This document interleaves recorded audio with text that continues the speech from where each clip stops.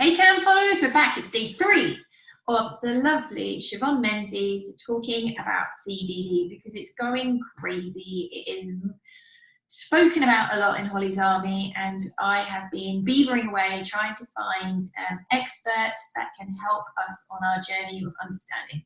Siobhan, please tell people a little bit about yourself so that they have a little bit of faith and trust that you know what you're talking about. So I'm Siobhan Menzies. Next year I will have been qualified 30 years, and 17 years of those I've spent in rehab and pain management. I own a practice, Holistic Pet, in Northern Ireland. We run pain management clinics in 6 practices in Northern Ireland, providing pain modulating therapies such as acupuncture, laser, hydrotherapy, physiotherapy, medications. Basically trying to make our pets more comfortable. And it's fun and we love it. And I'm also a veterinary consultant to the UK Cannabis Clinic. That's the hat I'm kind of wearing today. That's the hat tonight. So today we're going to talk about the really tricky, sticky quagmire subject, which is what the VMD statement is, the Veterinary Medicines Directive. So September 2018, a statement was put out to all of every MRCVS in the UK received a statement saying that we now consider that CBD has got medicinal capabilities and therefore needs to be considered a medicine, and therefore, you know, as there isn't a veterinary prescribed CBD containing, ain't any available to you guys. So tell us more, because I still find it quite hard. So as you say, before September 2018, human food products could be used in animals, but since September 2018, any cannabidiol containing product is now regarded as a veterinary medicine. Right. And this recognises the fact that CBD may exert an influence on physiological functions by pharmacological, immunological, or metabolic effects. And so what the VMD stated was that any veterinary product containing cannabidiol was a veterinary medicine. Right. As such, it would have to be prescribed by a vet. Yes. Since there's no CBD containing product in the UK with a marketing authorisation for the veterinary market, vets are required to use legally obtained human products. Right. Provision of a CBD containing product for an animal without a marketing authorisation is an offence. Right, so let's break that down. Let's just go through that again. Basically, all the products that had CBD and they had any kind of medical claims, or if they were CBD for pets, and that was how they were being marketed, so there's CBD for dogs, CBD for cats, CBD for small animals, was no, guys. And I remember they said that once the shelf stocks have gone, you will not be allowed to market to animals anymore. Yes. And that's when a lot of the CBD supplying companies went back and they stayed in the realms of this is a human supplement, but they have still made it available to animals, but with no marketing claims, medicinal or animal focused. True?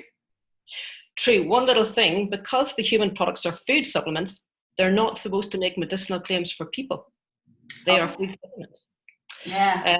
But currently there should not be any CBD in the shops or online that states CBD for pets, right, or cats or dogs, or that makes any medicinal claims for its use in animals. So it shouldn't say, this will relieve anxiety in your pet, this will relieve pain in your pet. That's not allowed anymore. And it was not even allowed to say, this is good for joint pain in humans. This is good for migraines in humans. So far as I'm aware, because of food supplements, that is the case. I remain to be corrected, but if it's a food supplement, as far as I'm aware, you're not allowed to make a medicinal claim. Right. So back to the VMD, having made this statement, that meant that any vets in the UK who may have been inclined to stock said products or had been comfortable to say, yeah, go on, give it a go, try it, can't see that it'll do any harm, were immediately inhibited to say, I can't stock that, and I have to now be extraordinarily careful because I can't in any shape or form suggest that this supplement has medicinal benefit. True? That's correct. And in addition, vets can only prescribe it under stringent regulations called the prescribing cascade. Right. So this means we can only use CBD if we have used the licensed veterinary products available for that condition, right, and the licensed human products. Right. Okay. So we have to have tried the proven treatments for that condition right, before we try CBD. Okay. So either the treatments on their own aren't enough, or the animal can't tolerate the treatments, or in some cases there may not be a treatment for the condition that the animal is presenting with. So those are the very stringent regulations. Yeah, so in terms of the CAM followers, that would, a scenario to demonstrate that would be somebody who's been in with their elderly Labrador, they've been on, say, Metacam, gabapentin, and they're not getting the pain control, and they're now saying, well, what else is available? Or it might be a dog that has had an intolerance to a number of non-steroidals, and they're looking for something that could offer support. Exactly. That's exactly it. Yeah. So, you have to be at the stage where, you've used everything in your armory so far. That has evidence, that has strong evidence and research, which we know CBD is still lacking in. So for me, to keep my veterinary registration and to keep a nice clean slate, yes, I would be stupid to start recommending CBD for a dog with significant arthritic pain, having not tried the prescribed route, the recognized route of non-steroidal plus adjunct. True? We would be negligent. Yes. We'd be absolutely negligent. There's a treatment that has proven benefit, okay? We have to use it first. Otherwise, we're not being fair to our pets.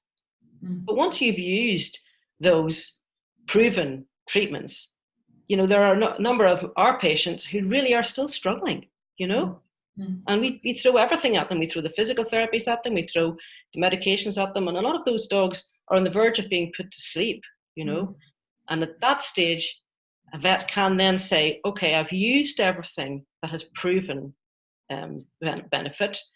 Now it's reasonable to try CBD, okay? But I would always urge vets, be mindful of your drug interactions. Okay. Be mindful also of the fact that the bioavailability of CBD, when it's ingested, drops to about 5 to 10% because it's broken down in the liver. Okay. So, you ingest 100%, you've only got 5 or 10% to work with once it's broken down in the liver. However, if you hold it in your mouth, okay, that has been shown to increase bioavailability up to about 30 or 40%. Okay. Now, our patients can't do that, but there are certain human patients who can't do that either, such as oral cancer patients or patients with dysphagia. And there's certain products available for those patients which we can consider using in our animals, which might hold the CBD oil in the mouth for a while longer to improve our bioavailability, reduce the dosage that possibly we need to use. Okay, so let's go back to the fact that the only things that should be on the shelf, yes, behind a closed door, are your Epidyolex, Sativax, and then Nabalone, which are really behind locked doors, really, really locked doors, because they're very, very specialist conditions and they're cost prohibitive. The things that are available on the shelf that people can purchase are non-prescriptional food supplements with no medicinal claims attached to them. Yes, that is for human use. For human use. Okay, so that takes us vets a little bit out of our comfort zone because we're playing in the human world with products that we don't know very much about. Exactly. Yes. Okay, so I'm still with you. Let's now just talk about the certificate of analysis and trying to have a reliable product, because before we start recording, we had a little chinwag about trying to recite a number of products that we would go, yeah, that's likely to have what it's got in it. Now, you use the terminology pharmaceutical grade, isn't it? Yeah. So if you've got a pharmaceutical grade product, that will have undergone regulation. Okay. So if a pharmacist is producing a product, he is regulated. So he's subject to the same kind of regulations that we are as vets. So he must ensure that if he produces a product which says on the label it contains 25 megs per mil of CBD, that it contains 25 megs per mil. So there's different type of, there's GDP and GMP regulations that they have to meet to ensure that that product contains what it says in the tin. And that's what makes the pharmacy grade products different from the food supplement products, okay? So food supplement products are not subject to those regulations. The pharmacy grade products are. But how would I know? Because I can remember when I was looking at this about a year ago, and I was in Amazon, I was in eBay, I was in the internet, and I was just like, holy moly, I can't figure this out. And I was looking for independent certificate of analysis, and I was looking for, some kind of hard evidence of I can trust this product, and I couldn't find it. I struggled, and I know that they've done a paper where the same product was tested in 2 independent laboratories and they had different results. So even these independent laboratories are not, agreeing. So how can you tell? I think the difficulty with the certificate of analysis is that it's only as good as the person providing it to you. So if you've got a bottle and a certificate of analysis, how do you know that that bottle contains what the certificate of analysis says? The only way you can know is if you trust the supply source and the producers. And if they're not regulated, That's why pharmaceutical grade are regulated. And that so what's the GDP? GDP and GMP. And is that does that feature on the label? Is that something that would be able to see? A very good question. I think you'd have to ask. You'd have to go back to the company producing the product and ask, are they pharmacists? Is this pharmacy grade? Okay, so we got past that bit. And then I know that because I've got a kind of a little bit more of a public mind thought. I'm thinking, well, she said there's no side effects.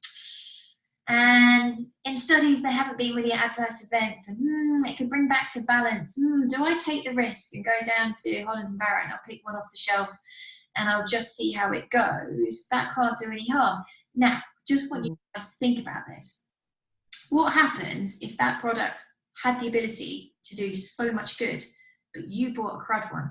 So that product didn't make any difference. You then go, oh, it didn't work, shove it aside, and then never try it again. And actually it did have the capability of working. So see it from a different side, that we're not being fun police, we're being, let's give this drug a blinking chance.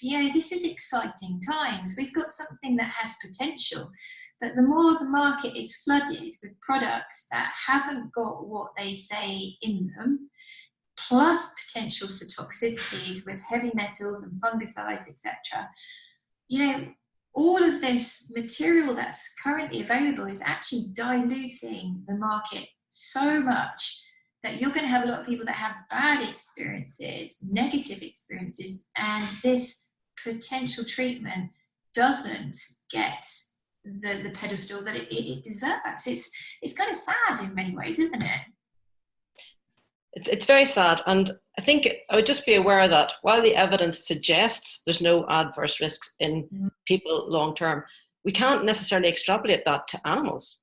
The research has to be done, as you said, the research has to be done on a larger number of animals over a longer period of time to make sure that there's no adverse events. We know that the liver enzymes go up with CBD usage. We don't know, is that associated with liver disease? Okay, that has to be investigated. We know there's potential for drug interactions. So if your pet is on other drugs, you need to be really careful. So I think we have to be responsible with our pets and not use them as kind of test subjects. We need to leave it in the hand of the vets. Okay, the vet's the best person to decide, what the condition is your animal's suffering from, investigate it fully. What are the best proven treatments for that?